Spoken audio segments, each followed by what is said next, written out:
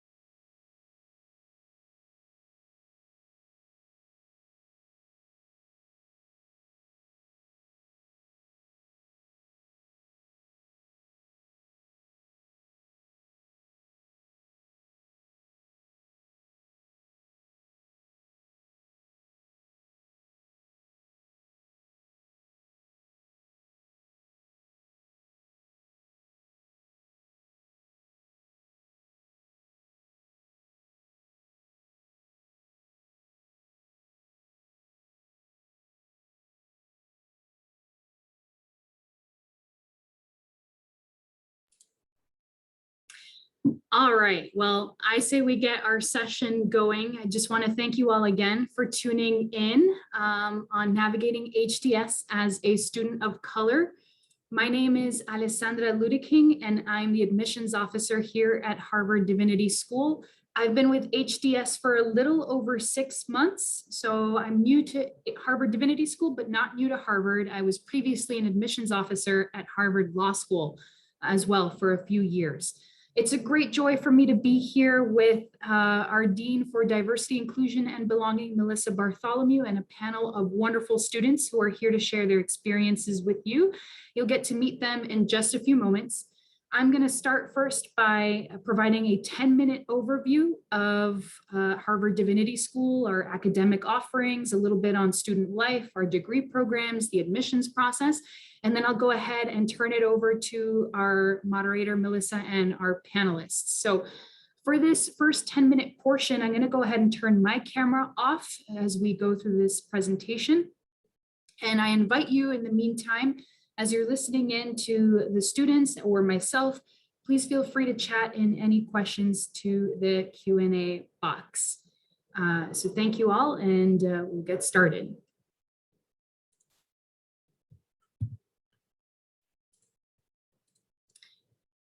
So founded in 1816, Harvard Divinity School is the first divinity school in the United States and the most religiously pluralistic divinity school in the world. It is a non-sectarian or non-religiously affiliated school of religious and theological studies that educates students both in the academic study of religion and in the practice for leadership in religious, governmental, and a wide range of service organizations. We have over 45 faith traditions represented in our student body, including, of course, those who are not religiously affiliated.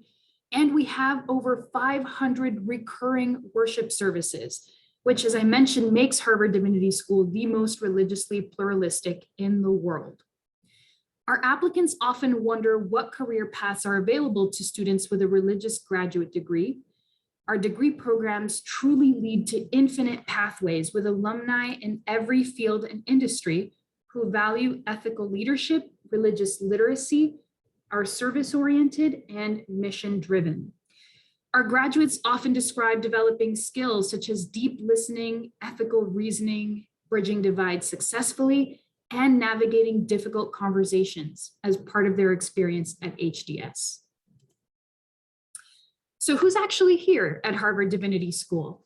I want to provide you with a quick snapshot of what our first year student body looks like. And these are students that were enrolled from our most recent cycle in 2020.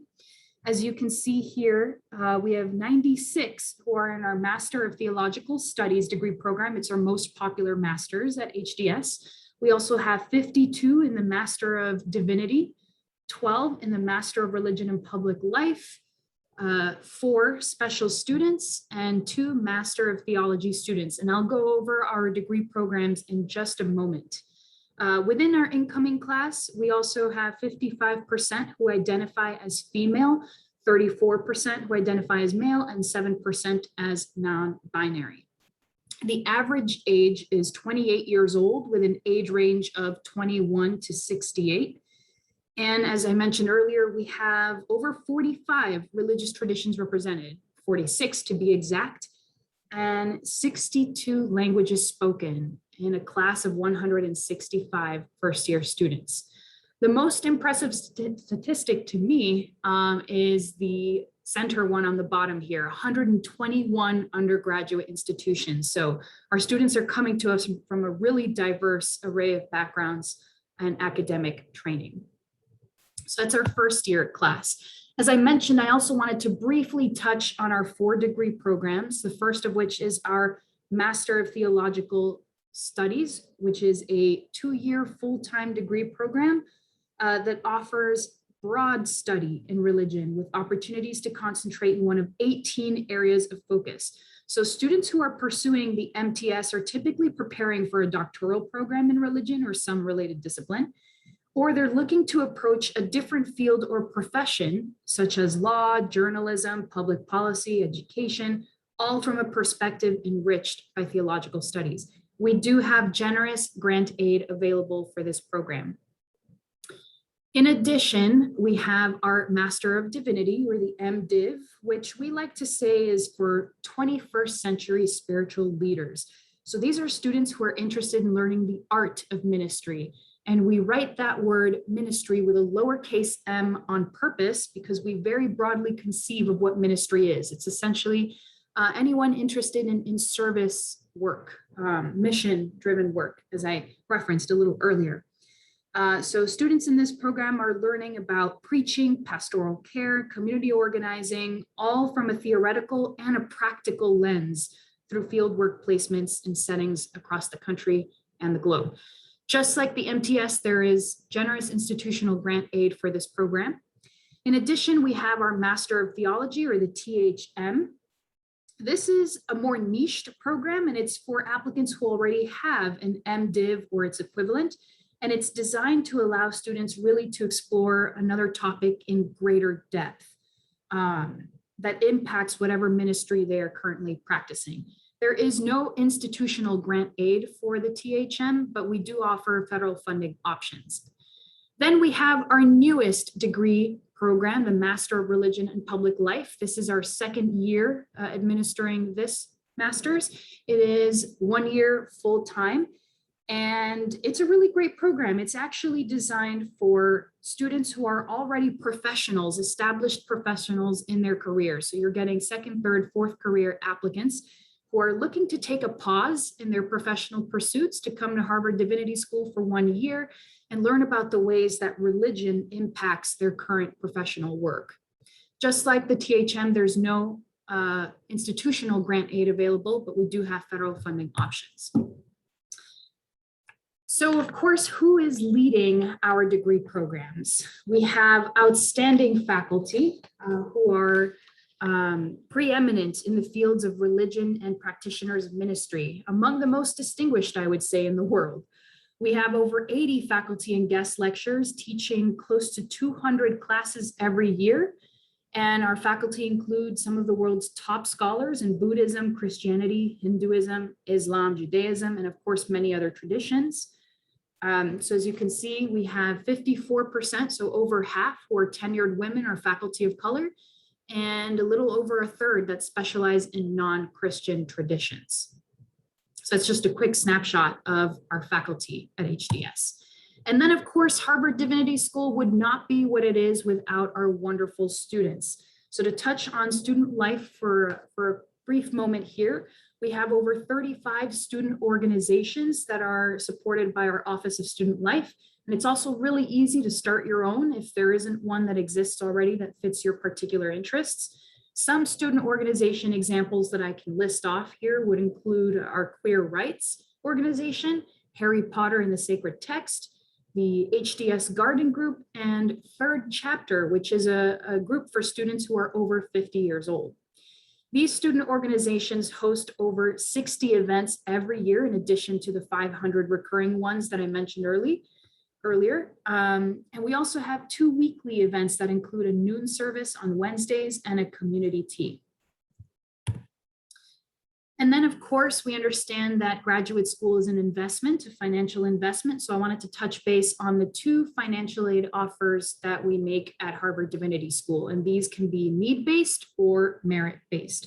As I mentioned earlier, need-based aid is restricted to Master of Theological Studies and Master of Divinity School students.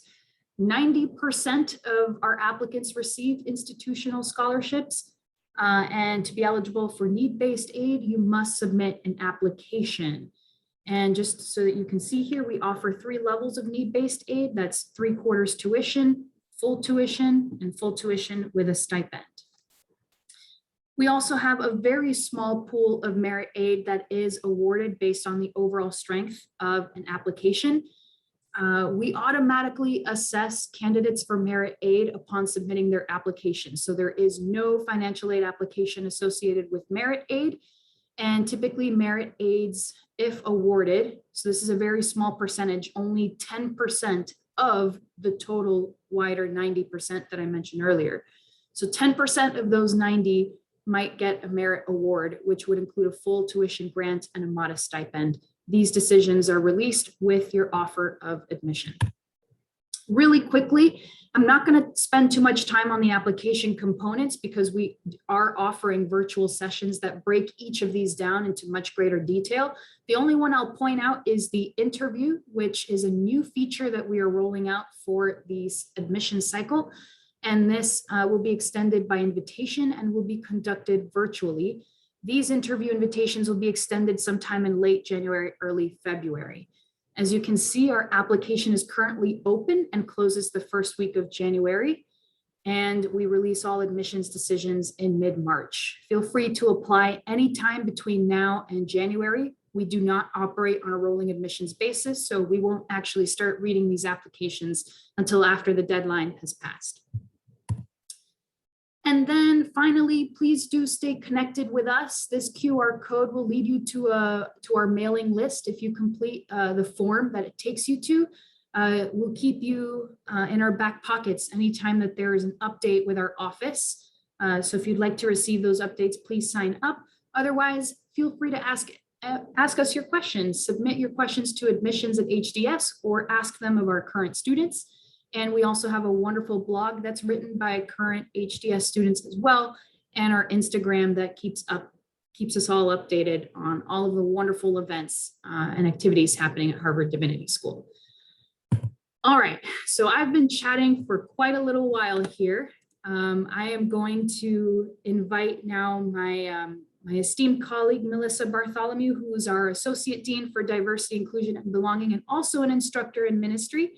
And our wonderful student panelists to turn on their microphones and cameras and to take us away. Thank you all for your time. Thank you, Alessandra. Thank you so much. And welcome to all those who have joined us virtually. Welcome to our students.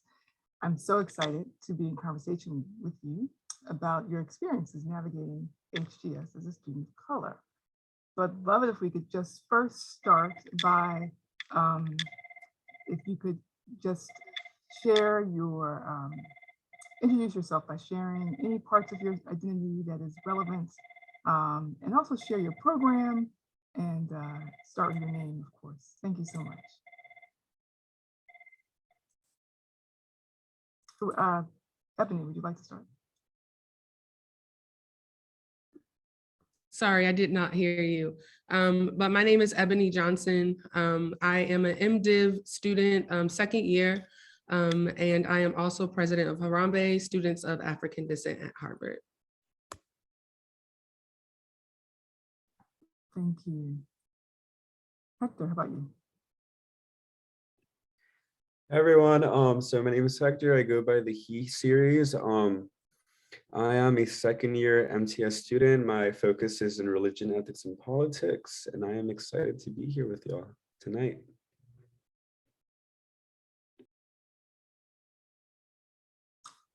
Next, Is it Jashan? Jashan?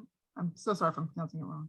No, you're good. It's Zishan. Sean with Jashan, this. thank you, Jashan. Yeah, hello everyone. My name is Zishan. I'm a second year MTS focusing in religion, ethics, and politics. I'm a Muslim student here at HDS. I'm actually the vice president of our Muslim Student Association, and I take he, him pronouns. And last but not least, Sakiko. Yes. Hi, everyone. Nice to meet you. My name's Sakiko. I'm a third-year MDiv student. I study waste, as in trash, in ethnography and Arabic language. 2 years ago, I was the president of Divinity School Garden Club. So yeah, I know a few things. Thank you. Thank you. Welcome to all of you. I have a couple questions for you now. Just throw them out, and anyone who wants to share their thoughts is welcome to just chime in. So the first question is, can you share what community has been like for you at HDS? How have you been able to cultivate community while you've been here as a student? Anyone want to start us off? Yes, thank you. I can start us off. I think for me, one of the best aspects of HDS has been the communal aspect. Like, not only have I met such amazing classmates here and folks who inspire me intellectually, but I've also met so many people who have challenged me in other ways, spiritually, emotionally, etc. I feel like I've cultivated community simply through meeting people through classes, but also in joining student groups such as the Muslim Student Association. And, there's just so much opportunity here for, I think, both to cultivate community that's both intellectual, faith related, race and ethnicity related. There's so many aspects of me that I've found other people to support me in that way. Wonderful, wonderful. Thank you. Others, anyone else want to share on that question? What has it been like, Ebony? Much like Zayshawn, and I think also it's important that we as students also seek out those communities because they are there, and just making sure that you're, just seeking them out and being sure that, that you are tying to a community that you share the same values with, and also share the same, sometimes the same belief system, or even just your view on certain aspects in any area that you find yourself being interested in. I think is also important as navigating your student life experience here at the Harvard Divinity School. It's a great point, Ebony. It's definitely like with any place, it's what you make of it. So you have to be proactive in seeking out your people, your tribe, your community. Thank you. Others, Hector, what about you? Yeah, so I also really wanted to briefly mention, so in my introduction, I just totally forgot to mention my background. So I'm a first generation low income student. I'm also first generation Mexican immigrant. And so I think for me, being at Harvard, I've really been kind of really attracted to a lot of people from similar identities and backgrounds. And I think for me, I really agree with everything that everybody has been saying. I think that at HDS, there's just this big curiosity. There's a lot of compassion. I think throughout a lot of my classes, I've met people that might not even be from similar identities from me, but they're just so willing to understand and listen to my experiences and just really be super supportive, whether it's my professors, my TFs, my colleagues, my classmates. And so I think just overall, that's been a really good experience for me. I've felt very supported as an FGLI student, as an immigrant student. And I think also it's kind of neat that when you're at Harvard, HDS, you do also have access to a lot of other communities within Harvard. So other graduate schools, things at the undergrad college, it's just kind of all connected, and it feels really cool to be able to just really meet so many people. And at HDS too, there's just so much diversity also with what people are studying and what they're just really passionate about. So I think that's been really neat. Beautiful. Thank you, Hector. Thank you. Zakiko? Yeah, I definitely second Hector on not only students, but also TFs, teaching fellows. They have been really amazing, sort of people to talk to. I personally do well, much better in a one-on-one setting. So I don't know if you would count that as a community, but I would. Yeah, so I usually sort of like, hear something interesting in a class, or maybe in some reading that we like did together, and then like I would go out to that person and have a conversation personally. And as Hector pointed out, I've gotten to know quite a bit of people like outside of HDS in the Harvard community, particularly through Office for Sustainability. So like connecting with the people through interests that have been a pretty big part of my life at HDS. Yeah. Wonderful. Thank you. I appreciate how each of you really have given like snapshots of like what you can experience at HDS. If you have the initiative and the willingness to reach out, you can really have a rich, vibrant experience. So my next question is, can you share a little bit about what has been a positive experience, or what are some of the positive elements of engaging in, the community around your culture and racial identity within HDS, and also outside of HDS in the surrounding community? Any experiences you want to share?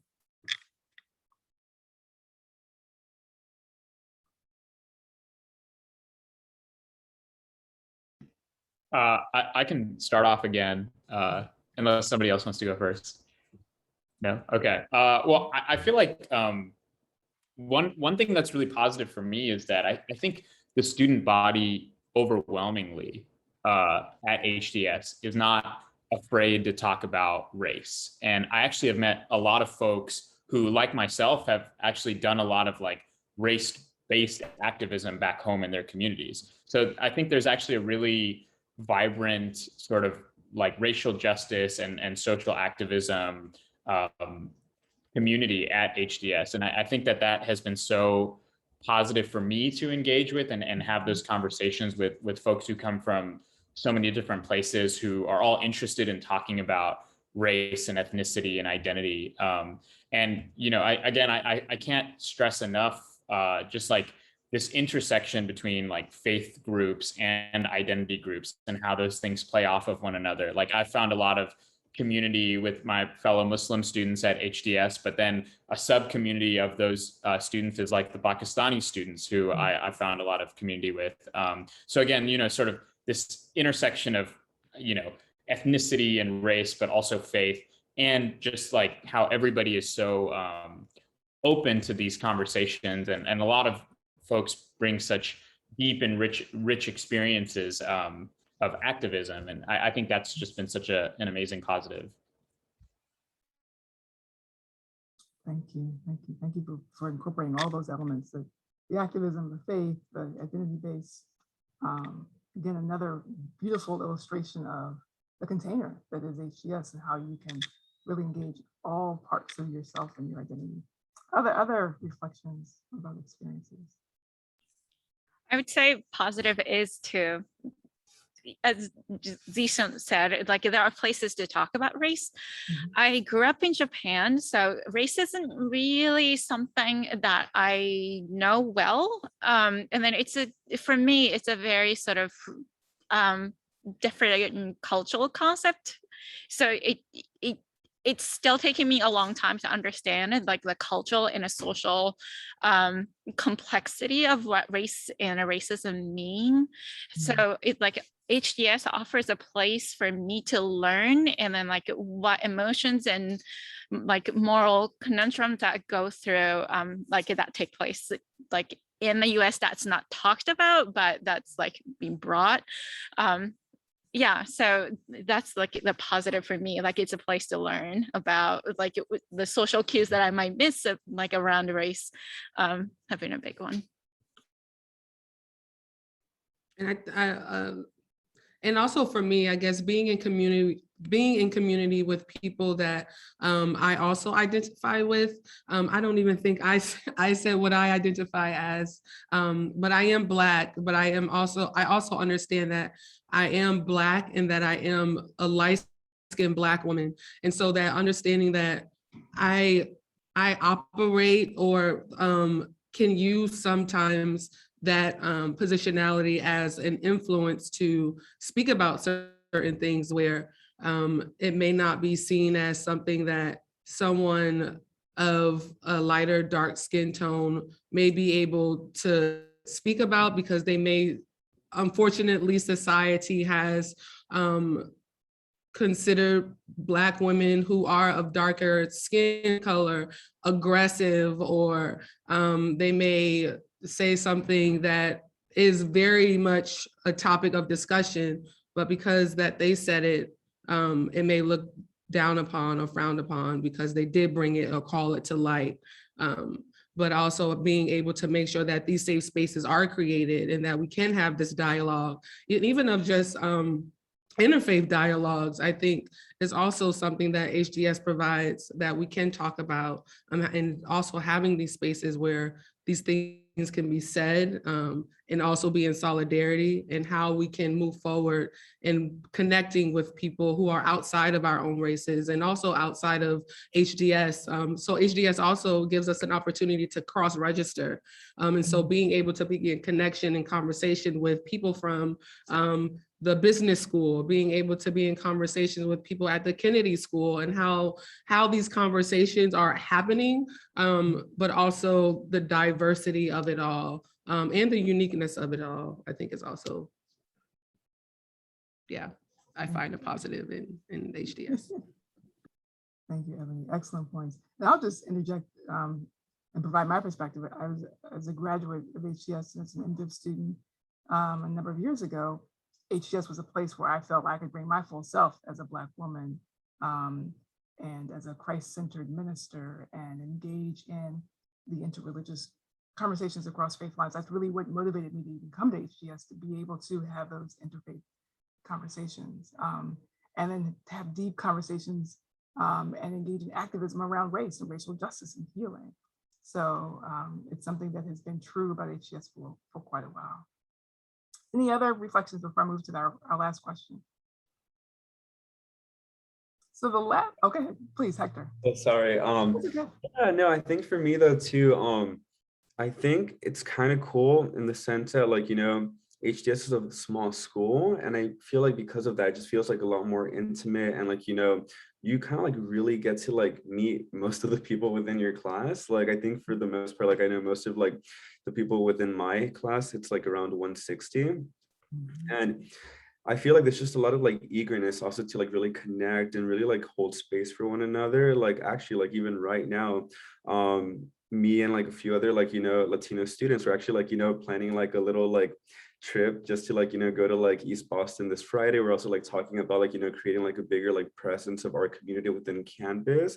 So it's kind of like really cool to like, be able to like just really like meet people that are kind of like on the same page as you, want to like really create community, want to like are willing to put in the work and just really create that space. Because I think it's also like, on us to like also like kind of like what we mentioned, to like, be able to like, speak out and really like, hold space and support one another, and also to be able to like create these like, communities for the people that might come to HDS in the future, kind of like, forging these paths for like, future generations to be able to like come here and feel at home and feel like included. And so I think that's been really neat. And even also like outside of like HDS, it's like a ton of like also really cool like, campus organizations, a lot of like really cool opportunities that you could also be involved in. Currently, I work as a graduate fellow at the Next Gen Initiative.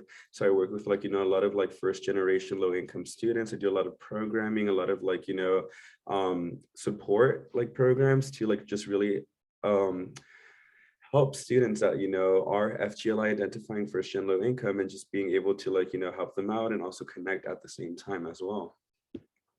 Beautiful, beautiful. Thank you, Hector. Thank you. I want to just provide a last question for us and just ask for a couple of comments in the interest of time, and just to help round out the picture. At HDS, are you finding resources and supports? What has been particularly helpful for you, particularly as you navigate the space as a person of color? What are some of the resources? What are some of the ways in which you are really getting the support? I think definitely speaking to what I said, to the first question of making sure that you're seeking out those support systems and people that you identify with also. But some of the resources that I found very helpful, and I don't see any problem with it, is counseling. They do offer very, very great counseling here at HDS. And throughout the broader Harvard community.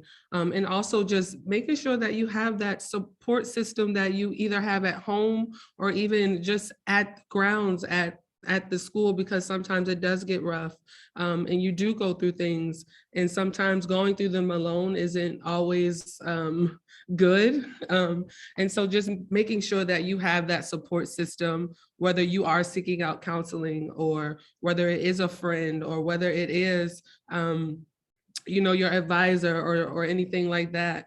And some people don't know, but Melissa, you have been a very great support system to me. And most people don't know that this is my mentor. And so she's been a very great support system to not only me, but to the broader HDS community who do seek her out. And I also recommend that if you're not seeking her out, please seek her out. Because yes, the mindfulness practices is also some resources that I found very helpful. Besides prayer, I think mindfulness is definitely something that I have incorporated in my daily walk and in my daily schedule, where I can relax and that I can, release either negative thoughts or whatever the case may be. But this was definitely a resource for me being here at HDS. Thank you, Ebony. Thank you. And Ebony's referring to, we do a lot of breathing at HDS. We really encourage grounding practices before we jump into, whatever the agenda is or our whether it's a meeting or a session, we incorporate breathing practices and mindful practices. A huge source of support for us. Other reflections. Yes, Hector. So I guess I want to give a shout out to the financial aid office. I think they Beth and everybody else just does so much. They do so much for students, and they just really offer a really inclusive perspective that really just tries to be there for students, to allow them to not worry so much about finances, and just really allow them to focus on academics and their social lives. And they're also very inclusive of the undocumented community, which is very rare. You actually don't really see that too often in a lot of other institutions.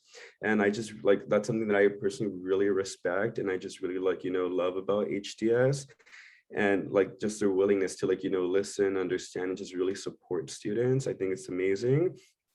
Also, I really loved Ebony's point too about mentorship. I think also since the school is just so small, it's really kind of easy, and also it's kind of push for us to sometimes connect with people that we really are inspired by. We have similar identities, and we just kind of develop these relationships of mentor and mentee. I personally also had a mentor, Diana Ortiz, who graduated from HDS a few years back. She's Latina, and we worked together, and it was just amazing to learn from someone and just really have people just be so willing to just really pay it forward and help people out and just really be there for people. And I think for me that's been inspirational in my own work, and I hope to also one day provide that help for other people. Thank you, Hector. And it's a great way to round this out. And I'll say I concur, because when I was a student at HDS, I had many mentors, and so that's why I do my best to pay it forward. To whom much is given, much is required. So much support was given to me while I was at HDS. Professors and, like you said, the financial aid and student services, there's so many places where I receive support. So that's why I try to be as generous as possible with the support that I give. I want to thank all of you for your insights. There's one question that came in. I just want to read it and share a brief reflection. The question is, could you shed some light on the application process for starting a new student organization? Are there any specific requirements? And I'll just say that it's not a heavy lift. There aren't too many roadblocks. I mean, it isn't a complicated process. So when you get here, Office of Student Services, Office of Student Life, we'll be able to help you walk through that process and support you along the way. So no worries about that. I saw your hand. John, I'm sorry, I'm not pronouncing it right. No, it's okay. I wanted to add on to what Hector and Ebony were talking about, and also give a shout out to the chaplains at Harvard, specifically the Muslim chaplain, Imam Khalil. Harvard is one of the few universities in America with a dedicated Muslim chaplain who's there to provide spiritual guidance to Muslim students. And I think for me, it's been really powerful to just have a person of color in that sort of big position of power who is dedicated to guiding us on a spiritual path and grappling with issues relating to race. So I just wanted to give my own shout out as well. I will add Please. a little bit more. Staff at Harvard. Katie at Office of Student Life, Carrie, and it, as Zishan said, interns at religious and spiritual life. But also I got to know a lot of facility operations staff. They do a lot of work. And because I study waste, I got to know recycling and a waste facility person, and then a hazardous waste people, and then environmental engineer who works in like soil health. And yeah, so they have been a really great support and resources for me to feel that like there's so much done to the campus and for students. Yeah. I'm so glad you mentioned the unseen workers, the people behind the scenes who don't necessarily engage with the community in the way that you know who they are, but are so vital to our ability to enjoy our time here. Is so important. So thank you for highlighting that aspect of support and community. So we're grateful for all those who came to be a part of this conversation. I'm so grateful to you students for not only showing up today, but for the work you do throughout the life of Harvard Divinity School to help us be a vibrant and beautiful community for all of us. Thank you so much. We're going to turn it back over now to Alessandra. Thank you, Melissa, and thank you to our wonderful panelists. As always, I'm just blown away by your kindness, your generosity, and just the wonderful work that you're doing. And because HDS is not a perfect institution, but you come with so much spirit, with so much heart, with so much drive. And when you leave, you make us a better place. So thank you for all that you do. Thank you again for your time. And for those tuning in, thank you for tuning in. We'll be posting the recording to this session to our YouTube channel and to our events calendar. And we invite you to sign up for our virtual open house happening this upcoming Tuesday, November 9th. Full day of fun events planned for you. So thanks again all, and have a wonderful rest of your day. Bye, everybody.